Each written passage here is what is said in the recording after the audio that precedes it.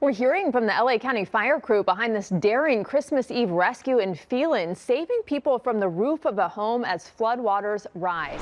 Assignment editor Mike Rogers is here now with an interview you'll only see from the desk. Mike. Yeah, Rita Bay, we were able to meet up with the LA County Fire paramedic who was on board Copter 19 when they made that daring rooftop rescue. This is the one we're talking about. They use what's called a one-wheel technique, where you can see they just barely rest the wheel of the helicopter right on top of the roof, allowing one of the rescuers to get out and save the 3 people. New here at 6, GoPro cameras from one of the rescuers.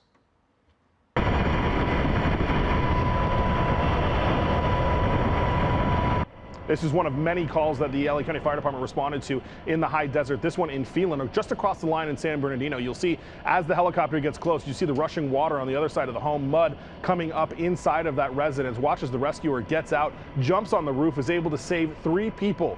The crew of Copter 19 said this was one of many calls, and it was just one helicopter that was making these rescues all day long. They had another helicopter also in the Antelope Valley that did 54 hoist rescues just in one day alone over the course of about an 8-hour shift while they were in that helicopter. Tonight I had the chance to speak with one of the rescuers inside of Copter 19 who said this is not a shift he will soon forget. This shift was definitely one of those shifts that I will never forget. Not only was it Christmas Eve, but again, it was a shift that you don't get very often. Again, we train for this stuff, but it doesn't happen every time it rains. It doesn't, the big fires don't happen every single year. So when that happens, and to know that you were a part of that career shift and you actually affected change is very, very rewarding. But I also have to take a step back and just realize that it's just us doing our job.